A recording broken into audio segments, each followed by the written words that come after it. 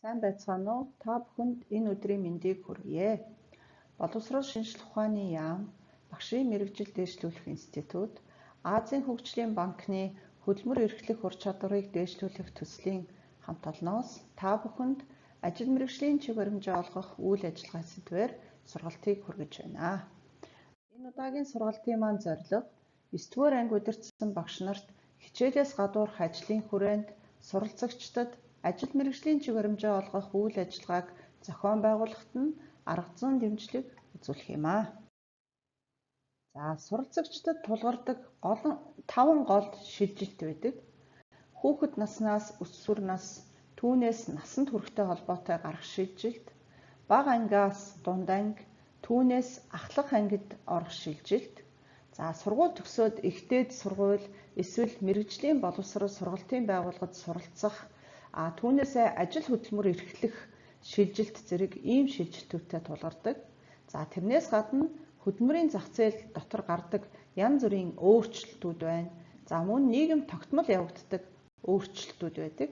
Тухайлах юм бол техник технологийн хөгжлийн үр дүнд шинэ ажил мэргэжил гарч ирэх ч байдаг юм уу.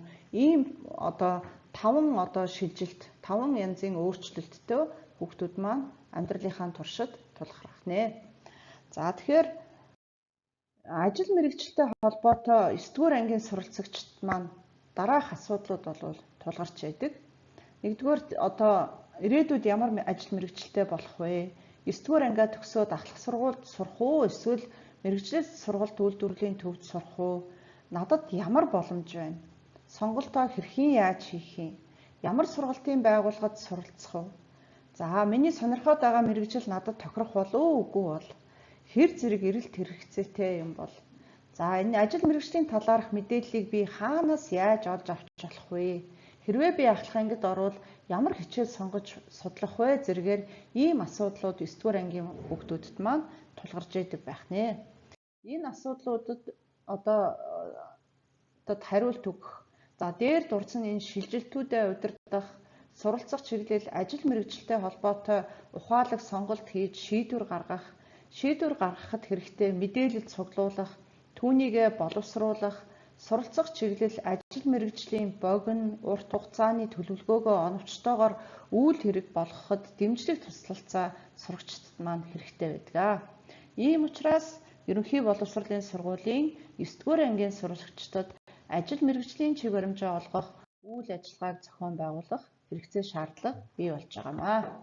Тэгвэл энэ үйл ажиллагааг зохион байгуулахад сургууль багш нар маань ямар үүрэг гүйцэтгэх вэ? За, ахлах ангид судлах хичээлгээ ухаалгаар сонгох, ажил мэргэжил, цаашид суралцах сургалтын байгууллагын талаар ухаалаг шийдвэр гаргахад суралцагчдаа дэмжлэг үзүүлэх нь сургууль багшийн гол үүрэг. Ер нь ажил мэргэжлийн чиг баримжаа олгох үйл ажиллагаа гэдгийг суралцагчдад ирээдүйн ажил мэргэжилтэд төлөвлөхөд нь туслах үйл явц гэж ойлгож болох юм аа. За, 9-р ангийн суралцах чиглэл ажил мэргэжлийн чиг баримжаа олгох үйл ажиллагаа маань дараах 2 агуулгын хүрээнд явагдана. Нэгдүгээрт ойлголт, за хоёрдугаарт үйл ажиллагаа болгон хэрэгжүүлэх. За, юуг ойлгодог байх вэ? Өөрийгөө ойлгох, за ажлын ертөнцийн талаар ойлгох, нөлөөллийн талаар ойлгох ийм ойлголттой байх ёстой хүүхдүүд маань. За, тэгээд цаашид суралцах чиглэл, ирээдүйн ажил мэргэжлийнхаа зорилгыг тодорхойлох, за тэрнийхээ талаар шийдвэр гаргах, сонголт хийх, за нэг гаргасан төлөвлөгөөгөө хэрэгжүүлэх, түүнийгээ эргэж харж дүгнэх гэсэн ийм агуулгын хүрээнд ажил мэргэжлийн чиг баримжаа олгох үйл ажиллагаа маань хэрэгжихнэ.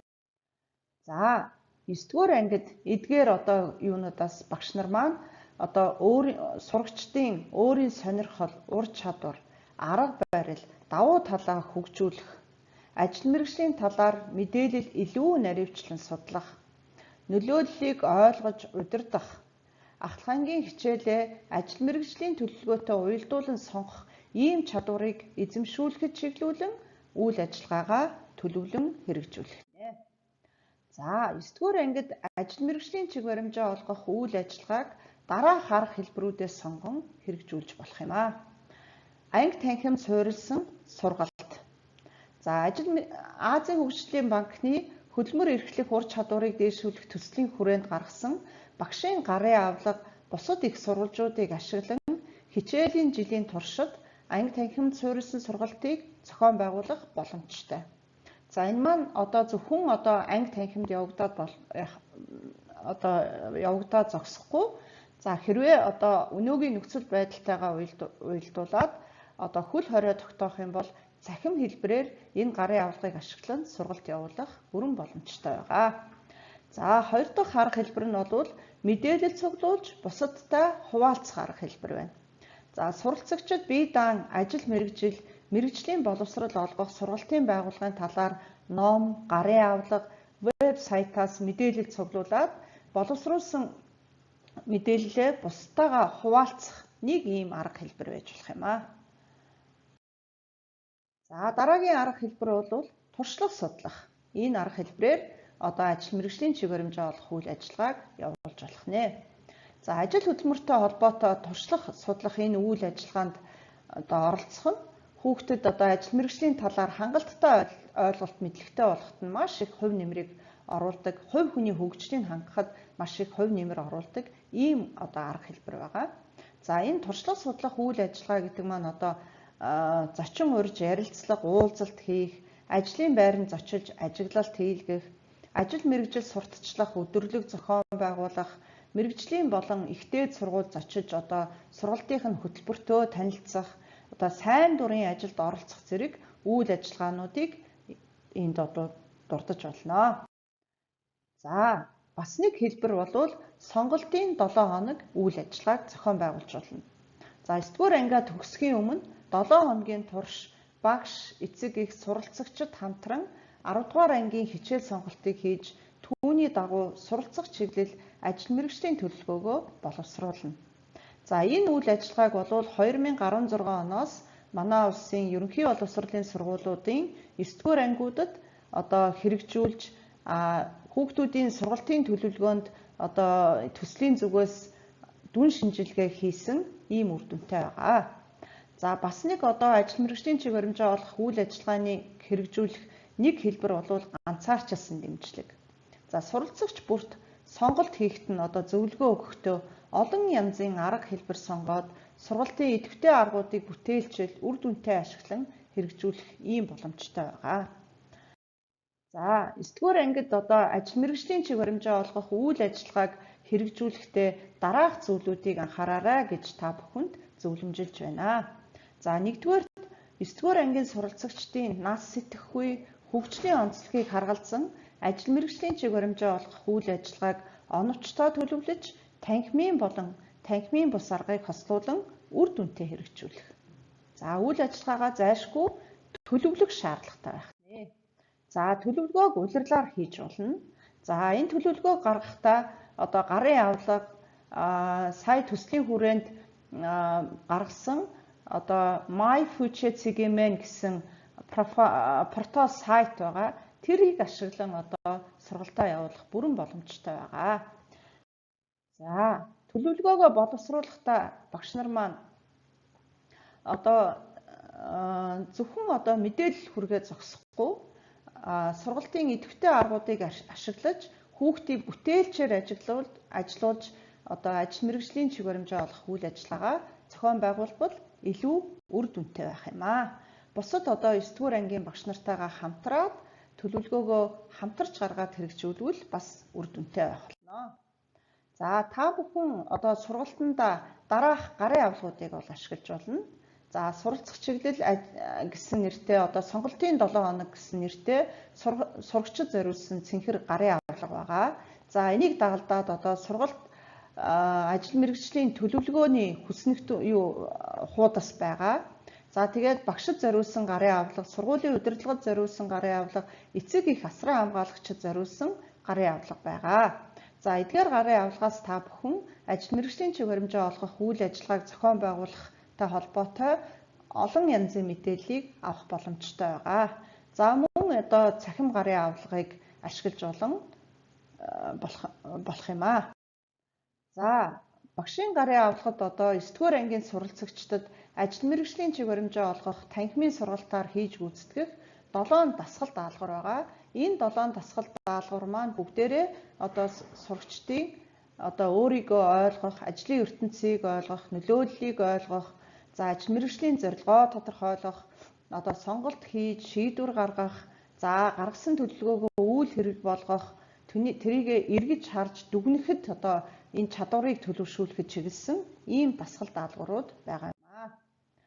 За ажил мэргэжлийн чиг баримжаа олгох үйл ажиллагаанд хамрагдсны дараа сурагчдынхаа ажил мэргэжлийн талаарх сэтгэлгээг үнэлэх ийм үнэлгээг болвол хийж болно. За ажил мэргэжлийн асуулга 1, 2 гээд одоо сурагчийн гарын авилга дээр байгаа.